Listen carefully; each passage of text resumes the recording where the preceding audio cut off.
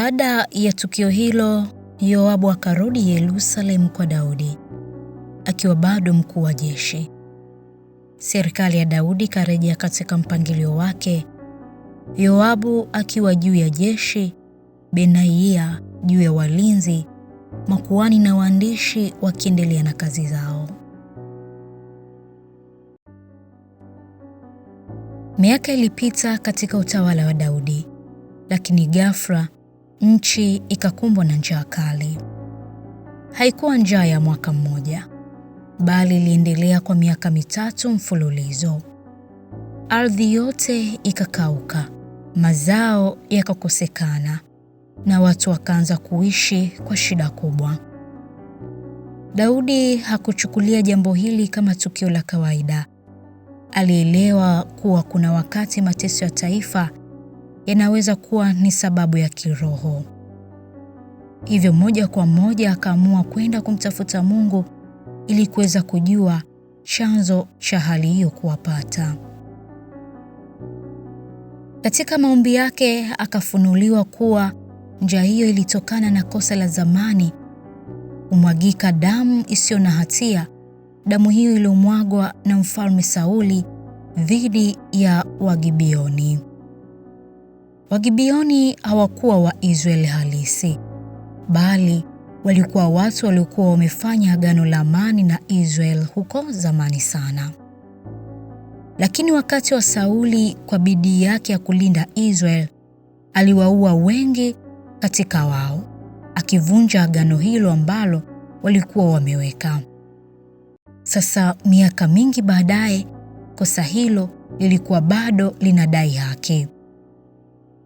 Daudi akawaita Wagibioni na kuwauliza kwamba wanataka nini ili kuweza kurejesha haki. Kwa upande wao, hawakutaka fedha wala mali, bali walitaka haki kwa damu iliyomwagwa. Waliomba watu 7 kutoka katika uzao wa Sauli wakabidhiwe ili wawaue na haki iweze kupatikana. Daudi alikubali ombi hilo, lakini alimwacha hai Mefiboshethi mwana wa Yonathan kwa sababu ya agano lake na rafiki yake Yonathan ambalo waliwekeana huko zamani sana. Badala yake aliwachukua wana wengine wa Sauli, watoto wa Rizpa na wa Merab, akawakabidhi kwa Wagibioni.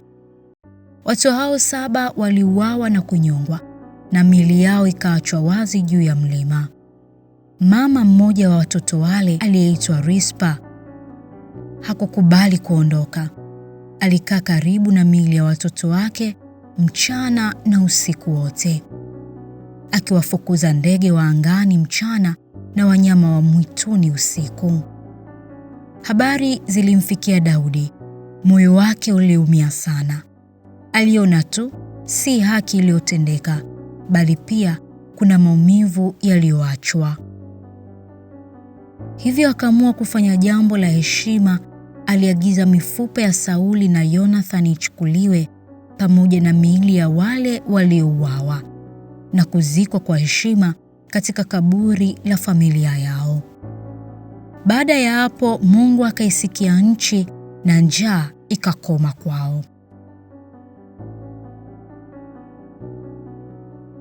Daudi bado alikwenda vitani pamoja na watu wake, lakini safari hii hali ilikuwa tofauti, kwani alikuwa tayari ni mzee na mwili wake haukuwa tena kama zamani. Alianza kuchoka vitani. Hii ilikuwa ishara ya wazi kuwa miaka ya kupigana mstari wa mbele ilikuwa imeanza kupita. Ndipo akatokea kijana shujaa wa Kifilisti aitwaye Ish-Benobu. Huyu alikuwa mmoja wa majitu waliotokana na uzao wa Rafa. Alikuwa na silaha nzito sana. Mkuki wake ulikuwa mkubwa na wa kutisha. Alipomwona Daudi ni dhaifu, akaona nafasi ya kumwangamiza imefika mikononi mwake. Pasipo kupoteza muda, alimvamia kwa nia ya kumaliza maisha yake mfalme huyo wa Israeli. Lakini kabla hajafanikiwa, akaingia kati shujaa mwingine ambaye ni Abishai. Kwa haraka akampiga na kumuua. Daudi akaokolewa kutoka kifo kilichokuwa karibu yake. Na baada ya tukio hilo, watu wake wakamwambia kwa uwazi kuwa hatakiwi tena kutoka kwenda vitani, kwani yeye ni kama taa ya Israeli, na akifa taifa basi lingepoteza mwelekeo. Hapo ndipo mabadiliko mapya yalipotokea. Daudi akawa zaidi kiongozi kuliko mpiganaji. Baada ya hapo vita nyingine ikatokea. Safari hii shujaa wa Israeli aliyeitwa Sibekai alikabiliana na jitu lingine la Kifilisti pia kutoka katika uzao wa Rafa. Kwa ujasiri mkubwa akaliangusha jitu hilo. Katika vita nyingine, shujaa mwingine na aliitwa Elhanani ambaye pia alifanikiwa kumuua jitu la miaka mingi. Maelezo ya silaha ya jitu hilo yanafanana sana na yale ya Goliati. Mkuki wake ulikuwa mkubwa kama mti wa mfumaji. Hii inaleta kumbukumbu ya zamani, wakati wa Daudi mwenyewe alipomuua Goliati. Lakini sasa wengine wanaendeleza ushindi huo. Katika moja ya vita dhidi ya Wafilisti, alitokea mtu wa ajabu sana, jitu kutoka uzao wa Rafa. Huyu hakuwa tu mtu kwa umbile, bali alikuwa na tofauti ya kushangaza. Alikuwa na vidole 6 kila mmoja na 6 kila mguu. Jumla yake vilikuwa ni vidole 24. Muonekano wake pekee ulikuwa wa kutisha. Alisimama mbele ya jeshi la Israeli na kuanza kutoa maneno ya dharau na vitisho kama ilivyokuwa zamani kwa Goliati.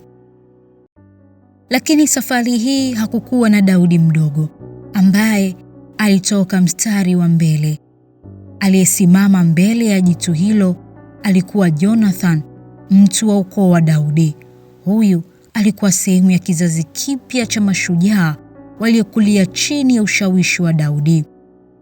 Jitu lilisimama kwa kiburi, likitegemea ukubwa na nguvu zake.